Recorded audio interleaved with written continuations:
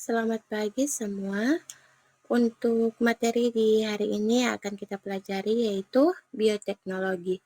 Mengharapkan walaupun pembelajaran di hari ini lewat video pembelajaran, kalian tetap memperhatikan penjelasan dengan seksama karena ada tugas yang harus kalian kerjakan. Ayat integrasi iman untuk materi di hari ini yaitu terdapat dalam Kolose 1 ayat 16. Karena di dalam dialah telah diciptakan segala sesuatu yang ada di sorga dan yang ada di bumi, yang kelihatan dan yang tidak kelihatan, baik singgasana maupun kerajaan, baik pemerintah maupun penguasa, segala sesuatu diciptakan oleh Dia dan untuk Dia.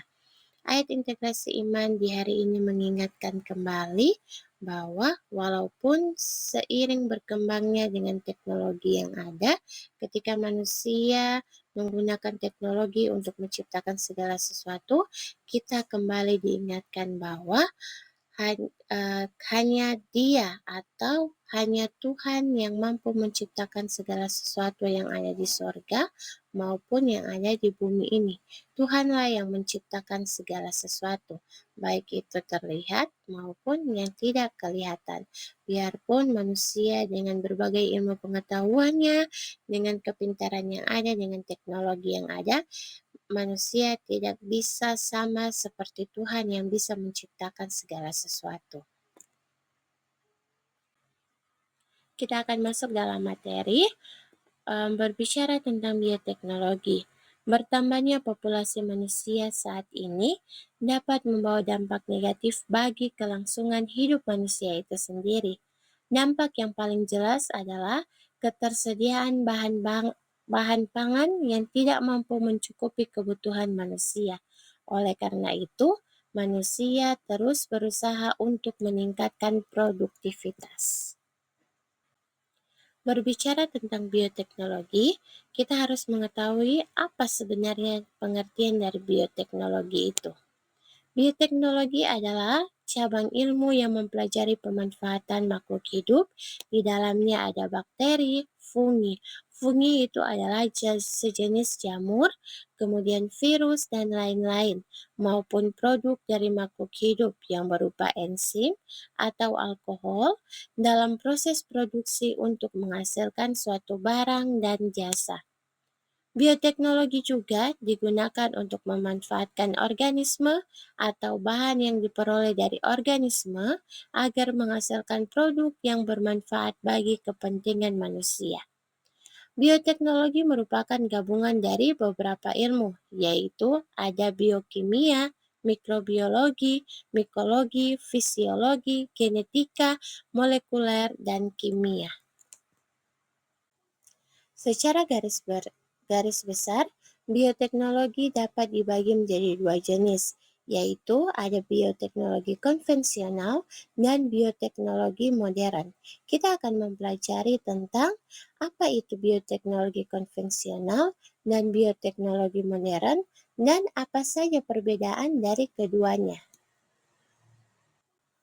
Nah, untuk bioteknologi konvensional adalah bioteknologi yang telah lama digunakan oleh manusia dan pada umumnya memanfaatkan mikroorganisme secara langsung tanpa melalui proses rekayasa genetika. Prosesnya sederhana dan seringkali dilakukan secara tradisional. Untuk bioteknologi konvensional ini, contoh-contohnya ada pembuatan tempe, tape, yogurt, kecap, nata de coco, pembuatan roti, pembuatan anggur, dan pembuatan bir. Jadi contoh-contoh yang Mem sebutkan tadi itu masuk di bioteknologi konvensional.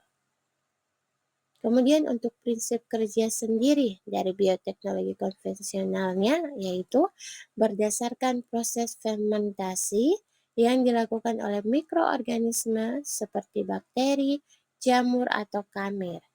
Mikroorganisme tersebut mengubah bahan organik menjadi bahan yang bisa dikonsumsi oleh manusia.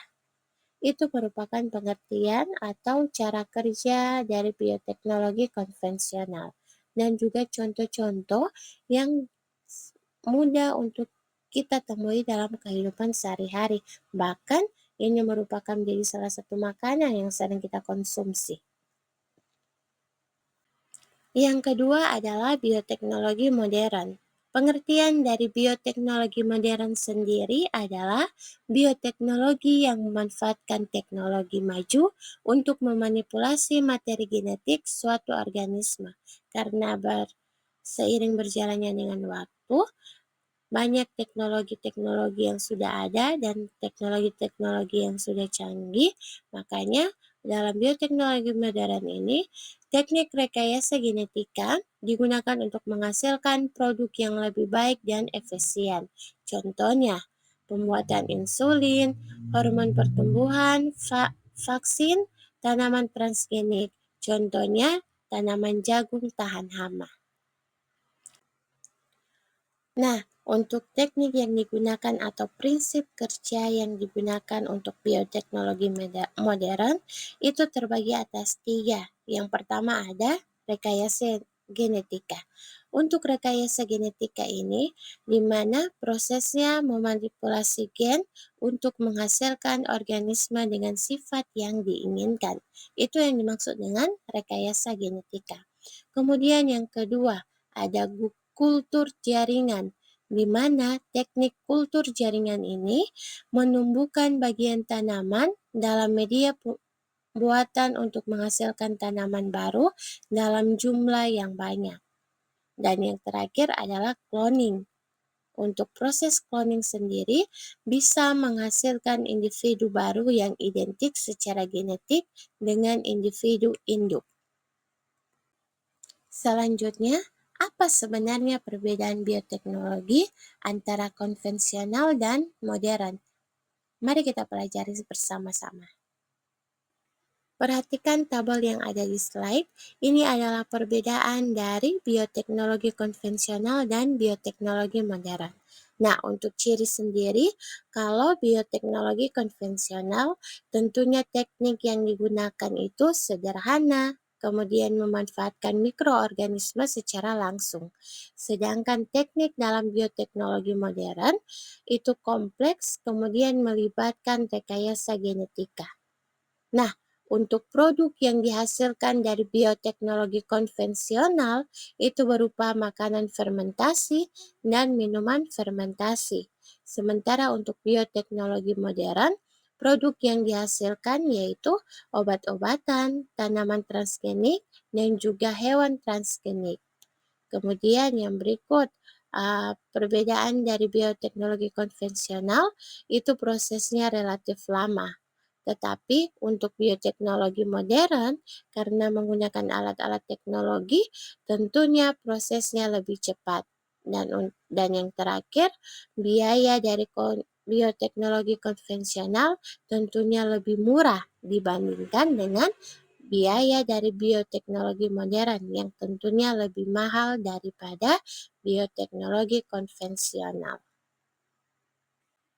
Nah, setelah kita mempelajari tentang pengertian bioteknologi, kemudian ada bioteknologi konvensional dan modern, kemudian apa perbedaan dari keduanya, baik konvensional dan modern, tentunya ada dampak positif dan negatif yang ditimbulkan dari bioteknologi.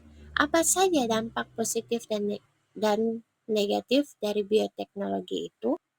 Nah, untuk dampak positif dari bioteknologi, yang pertama, dampaknya bisa meningkatkan produksi pangan, dan yang kedua, menyediakan obat-obatan yang baru.